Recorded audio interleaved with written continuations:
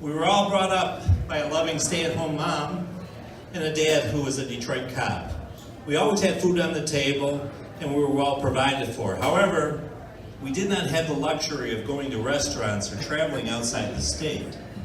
So in the summer of 1977, when I was 17 and Jerry had already turned 16, he had an idea that he wanted to swim in a saltwater ocean.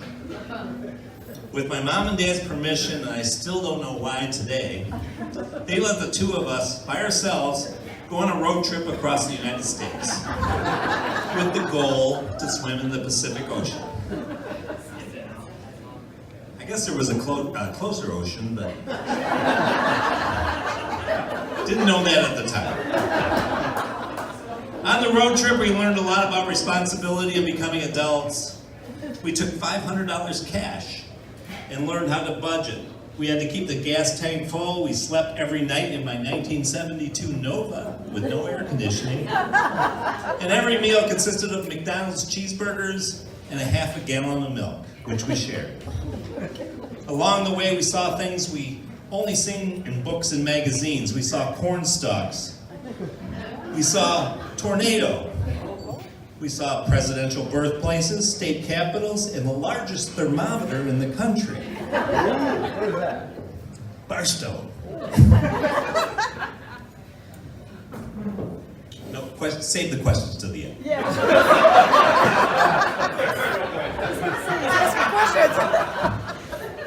We saw the majestic Rocky Mountains, the bright lights of Las Vegas, and we finally made it to Los Angeles. We got in the ocean, jumped in, and frolicked around for about an hour. I remember looking at Jerry and said, "You ready to go?" He says, "I'm good." So we hopped back in the car and went home. In 1981, I got the idea that I wanted to be a rock star. Who doesn't? And of course, Jerry was on board. There was only one problem. Neither of us could play an instrument, and Jerry, who was going to be the singer, couldn't sing. Jerry often shares a story about when back in Parkman Elementary School in Detroit, his music teacher, Mrs. Collins, told Jerry they would go Christmas caroling to other classrooms, and she would tell Jerry to stand in the back and just move his lips. Undeterred, we did things the right way. We opened up the JCPenney catalog, ordered an electric guitar, bass guitar, amps, drums, and went to Radio Shack for our sound equipment. We eventually decided to call the band, what? Thank you. We practiced in the basement with my brother Larry. And we got better and better, and from that time, Jerry and I also started writing music together. And I found out that Jerry had the gift of writing lyrics, and I could put them to music. It was a great combination, I thought. And over the years, we penned and performed over 150 songs. Wow. Secretary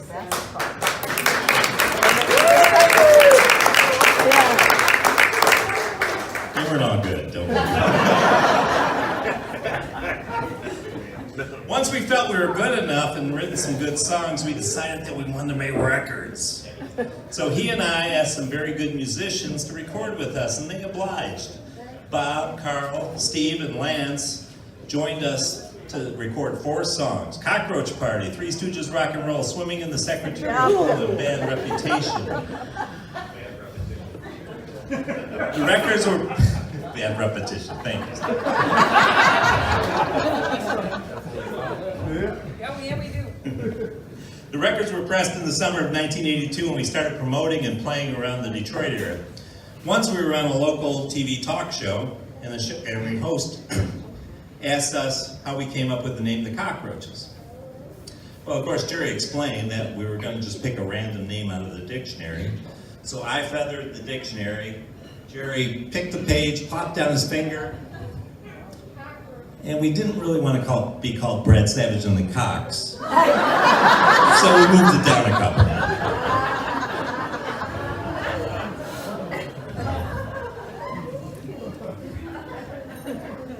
True story. We're not. Jerry and I were also best man at each other's wedding. It was and still is a great honor for me. I firmly believe each of our choices was not because of brothers or an obligation to choose a relative. Rather, it was because we were best friends. What a treasure.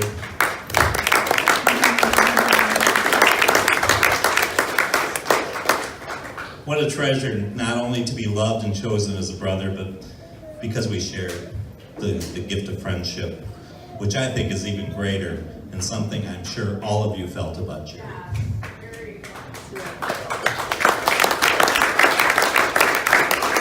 I'm almost done. Jerry and the love of his life, Kathleen, who's here tonight. Yes, Kathleen. Left Michigan and moved out to Los Angeles in the 1990s. They have two beautiful children, Dana and Evan. Jerry would come back to Michigan a couple times each year, and I went out to visit a couple of times out there as well. During those visits, we just crammed everything we could into the couple of days of years we would do. One thing I remember when I was out in California visiting in 2010, Jerry mentioned that he and friend Rick Farmelo were toying around with doing podcasts.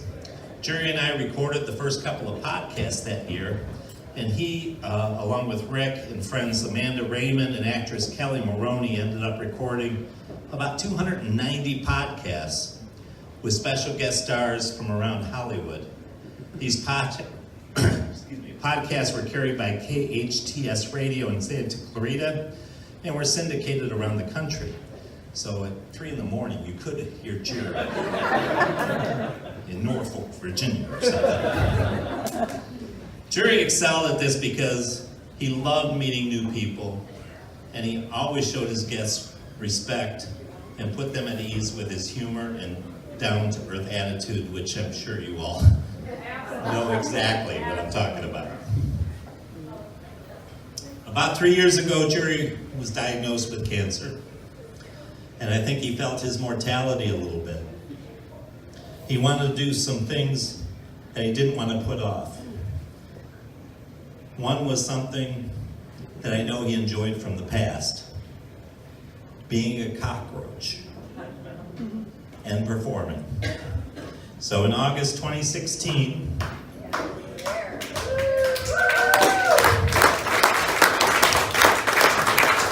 we did get the band back together and did a 35th anniversary show in front of a packed crowd at Mount Clemens, Michigan. I know many of you were there. It was an awesome night. It really was. And I will always remember it. I know that. Jerry's favorite movie was It's a Wonderful Life with Jimmy Stewart, who played George Bailey. It shows just how much one life can affect others. I'm not sure if Jerry realized it, but he was a lot like George Bailey. Yep. As he affected everyone who met him. Jerry, you did have a wonderful life. So I ask you to raise your glasses for the first toast of the evening. Give me some of your beer. Here's to Jerry. You will always be a part of us. Rest in peace, my dear brother. You did good. Cheers. Cheers. Cheers. You want to hear more of these? You just want to give a toast or anything like that? Or come up and sing karaoke? Kathy and Zodiac Entertainment are here for your entertainment this evening. Thank you. Beautiful speech.